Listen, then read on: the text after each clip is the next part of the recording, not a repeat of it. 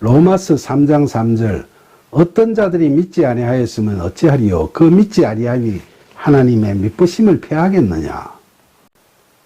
본절 마지막 부분에 하나님의 미쁘심을 패하겠느냐라는 대목에서 미쁘심이라는 단어는 보통은 잘 안 쓰는 종교 용어라고 할 수 있겠는데 원어 성경을 보면 헬라어로 피스틴, 영어 성경에서는 faith라고 표현을 하니까 믿음이라고 해석하면 되겠죠.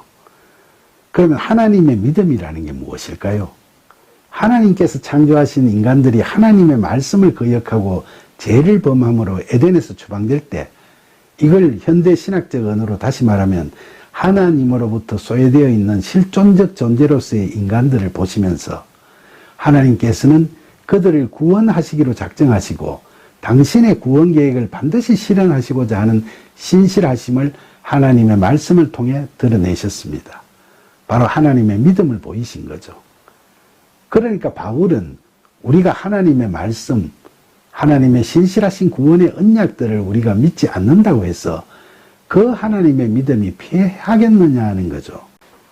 패하겠느냐는 헬라어로 카타로게세이, 영어 성경에서는 make the face of God without effect, 즉 하나님의 믿음이 아무 효력이 없는 거로 되겠느냐라는 뜻이죠. 로마서 3장 4절 그럴 수 없느니라 사람은 다 거짓되되 오직 하나님은 참되시다 할지어다. 기록된 바 주께서 주의 말씀에 의롭다함을 얻으시고 판단받으실 때에 이기려 하심이라 함과 같으니라. 이처럼 바울은 그렇지 않다는 거죠. 왜냐하면 사람은 자기가 약속한 말들을 자신의 이해관계나 상황 변화에 따라 아무렇지도 않게 뒤집어버리기 일쑤지만 신실하신 하나님께서는 말씀하신 언약을 절대로 번복하시지 않으시기 때문이죠. 그러면서 바울은 시편 51편 4절에 다윗의 기도를 인용하고 있습니다. 다윗은 바세바와 동침한 후 선지자 나단의 책망을 듣고 회개하며 하나님 앞에 나아가 참회의 기도를 드리는데 바울은 그 기도 중에서 한 구절인 내가 주께만 범죄하여 주의 목전에 악을 행하여 싸우니 주께서 말씀하실 때에 의로우시다 하고 주께서 심판하실 때에 순전하시다 하리이다 라는 대목을 인용하여 이야기하는 거죠. 여기서 순전하시다는 순수하고 완전하시다라는 뜻이죠. 그런데 4절 후반에서 바울은 다윗의 기도를 그대로 인용하는 게 아니라 다윗의 그 기도를 보면서 하나님께서 우리에게 무엇을 원하시는지를 깨닫고 그 내용을 이야기하는 식으로 기록하고 있습니다. 4절에 대한 원어 성경을 보면 제 말이 무슨 뜻인지를 아시게 될 겁니다.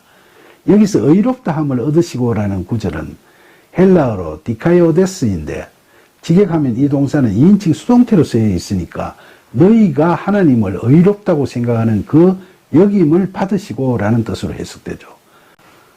그리고 판단받으실이라는 구절은 헬라어로 크리네스다이인데 이 동사도 마찬가지로 2인칭 수동태로 쓰여 있죠. 따라서 이 구절은 너희가 하는 그 판단을 받으실이라는 뜻으로 해석되는 거죠. 그리고 이기려 하신다는 대목은 우리가 우리의 잘못을 회개하고 순종하기를 원하신다는 뜻이죠.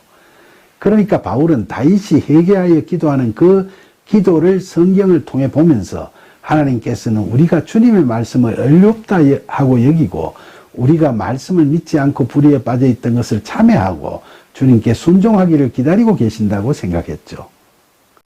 주일 성수나 헌금은 물론 때로는 금식도 하고 가시적인 종교 행위에도 자주 참여하면서 사람들 앞에서 위선적 거룩을 가시하던 자가 실제로는 남들이 손가락질할 비위나 불의한 일들을 서스럼없이 행하면서 살아가고 있는 것이 드러나게 되면 세상 사람들은 그런 사람들을 맹렬히 비난하고 조롱하고 심하게 혐오하게도 되죠. 그러면서 하나님의 말씀이 담긴 성경을 휘하하기도 하고 교회를 멸시하기도 합니다. 그러나 바울은 단언하고 있습니다. 말로는 믿는다고 하면서도 실상은 믿지 않는 교인들이 있다고 해서 또 교회를 멸시하고 말씀을 조롱한 세상 사람들이 많다고 해서 하나님의 말씀이 아무런 효력이 없게 되어버린다는 말은 틀린 말이라고 말입니다. 그 옛날 간음과 살인죄를 저지르고도 뻔뻔스럽게 태연해 하던 다윗이 선지자 나단의 책망에 큰 충격을 받고 회심하듯이 우리가 욕심에 사로잡혀 하나님을 멀리하고 떠돌던 탐욕의 길 저편에서 잊어버린 하나님의 음성이 희미하게 들려올 때나 자신이 저지르는 불의에 대한 일말의 양심의 가책과 죄책감으로 괴로워하는 날에 불안하고 상한 마음에 애통해하면서 두려워 떨고 있는 우리 앞에 찾아오신 하나님을 뵙게 되면 우리는 그분께 두 손을 들고 무릎을 꿇을 수밖에 없을 겁니다. 인간은 신실하지 못함에도 불구하고 하나님의 신실하심은 결코 흔들리거나 약해지지 않습니다.